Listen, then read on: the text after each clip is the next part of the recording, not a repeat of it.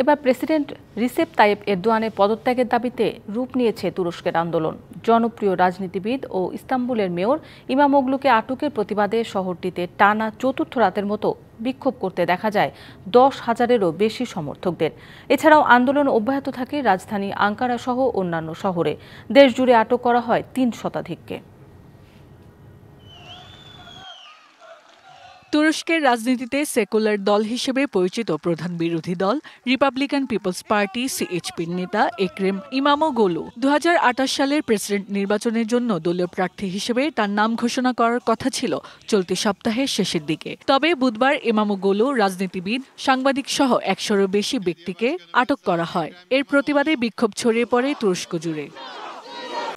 Colour expert, George sap এবং mild on hands technology সমৃদ্ধ Orix crystal wash আপনার স্থানীয় সময় শনিবার ইস্তাম্বুলের একটি আদালতে নেওয়া হয় ইমামোগলুকে। সন্ত্রাসী সংগঠন ও দুর্নীতির অভিযোগে তার আনুষ্ঠানিক গ্রেপ্তারের অনুরোধ জানায় প্রসিকিউটররা, যদিও সব অভিযোগ অস্বীকার করেন তিনি।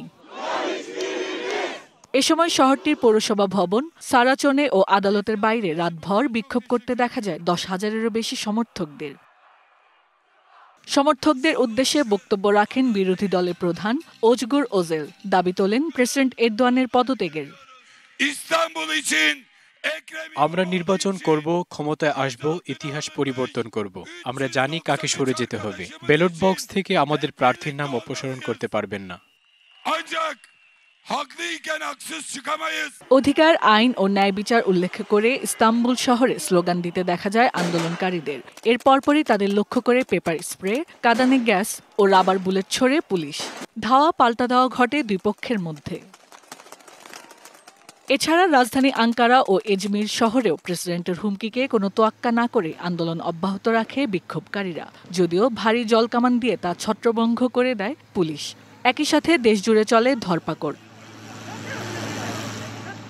Hasna Akter, DBC news desk.